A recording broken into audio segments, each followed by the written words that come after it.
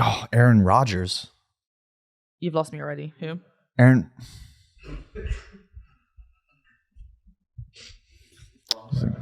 He's a quarterback. He's a quarterback. And Yay, sports. Carry on. He's dating. Oh, he's dating Shailene Woodley, right? There we go. And he lied about the vaccine. I know the story. So he's getting a lot of heat about the vaccine. Yes. And him not taking it. Well, apparently he lied about taking it, which is, I think, where the big scandal comes. Oh. Like he said he had it, and then it turns out he didn't. And Really? that's where the problem was. It's so hard to know the truth. But here's what I also heard. Mm-hmm. I heard that he's allergic to a really core ingredient to the vaccine. I haven't heard that. I haven't heard him say anything about that either. And I was reading about this story. It's on the CDC website, and it says in bold, if you're allergic to any part of the vaccine, do not take it. Yeah, you can get medical exemptions for the vaccine. So the question is it right that he's getting all this heat if that's true? I don't think he would be getting that heat if that's true. Mm-hmm. If that was true, he would just have to say, I can't take the vaccine.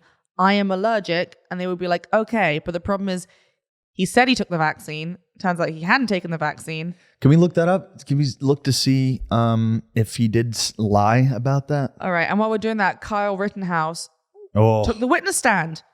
today? Which is wild. No. So today I think they're coming, the jury's making a decision. But Kyle Rittenhouse took to the witness stand, which means he came up and spoke on his own behalf in the court, right?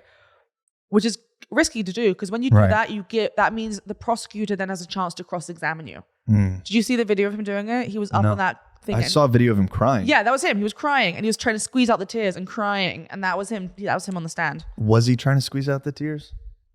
I don't know anything about this case. It's kind of it's messed up, and it's kind of sad too. Basically, at 17 years old, he took his guns, which he shouldn't have had in the first place. He had more than one? Yeah, and he went to defend people during one of the Black Lives Matter protests. Yes, I remember that. And he ended up shooting 3 people. Yes. Killing 2. Killing 3, I believe. Or killing 2 and injuring 1. Okay. Here's one thing I did see is the other guy's testimony on the stand. And how he said that Kyle Rittenhouse didn't raise his gun until... Okay, so apparently this guy came forward. First of all, let me just say, bringing a gun to a riot... Stupid. ...to protect or whatever, like may sound like a good... I think is just asking for trouble, right? Like I feel like a real person trying to defend would have a concealed weapon and stand and try to de-escalate before pointing anything at anybody. I don't like guns... Full stop. So the world needs them in some occasions. Unfortunately, we do. We may disagree on that, but if someone's breaking into your house to kill you, it's nice to have a gun. How many times has someone broken into your house and tried to kill you? Me personally, or people in general? You personally. Me personally, never, because I'm in New York City. Right. But it's different elsewhere. If you're in the middle of the country and you have nothing defending you, this happens all the time. Well, if people breaking in, we can get into a whole thing about. Anyway, the point is with Kyle Rittenhouse. Yes, maybe he may have shot someone at that time in self-defense, but why the hell was a 17-year-old with a gun in the first place? Like, why did he have a gun in the first place? It's ridiculous. And why was he carrying a weapon, a loaded weapon with him to a protest? Like, what was his intent? Another valid question. Yeah. So we're going to get the verdict today and find out what happened. I mean, here's where I agree. If his family had a store or something, right? And these riots were going around and breaking up a lot of stuff. That's a very different situation. Right. I don't know if it is that situation. That wasn't that situation. Right? Okay. But from what I heard from this other guy providing testimony is that he had his hands up and Kyle Rittenhouse did not point a gun at him. And it wasn't until he reached for his own gun and pointed it at Kyle Rittenhouse was a shot fired. Right. So my question is that fair? Well, that's what they're trying to decide now with the jury. They're trying to work out how much of it was intent. Tough question. Because, there's self-defense, but then is it self-defense if you went in somewhere with an intent of causing trouble?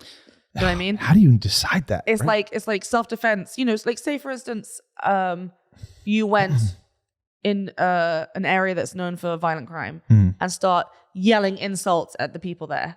And then they turn around and point a gun at you and you shoot them first to save yourself. But that's not what happened. It is kind of, because he took this one particular situation. That's not what happened. He took weapons with him and went to a situation to oppose it. He went to fight back against the protesters.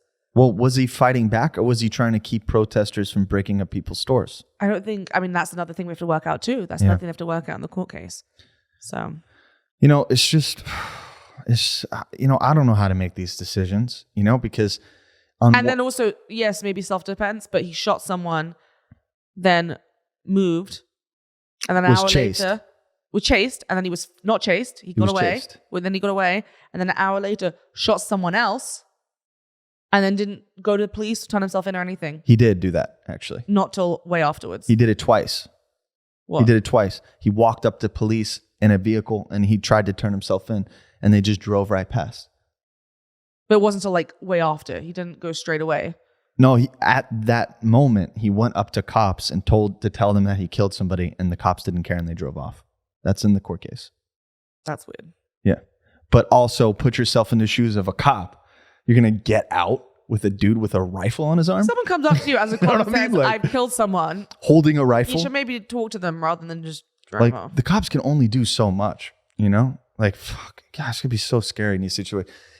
I feel like there's no right and there's no wrong. I don't know the answer to these, It's like, if you minimize this story, if you put the framework of perception on the story, it sounds like he's defending himself. Right. But then if you look at the bigger perception, exactly. It sounds like he went there for some weird intent. But then if you go again further out, then it looks like he's defending himself. But then if you go even further out than that, then it looks like he went out there to do something. Yes, I don't know. It's a gobstopper bullshit. That's why we have a jury to make this decision. That's why we have to have a court case to work out what's going on.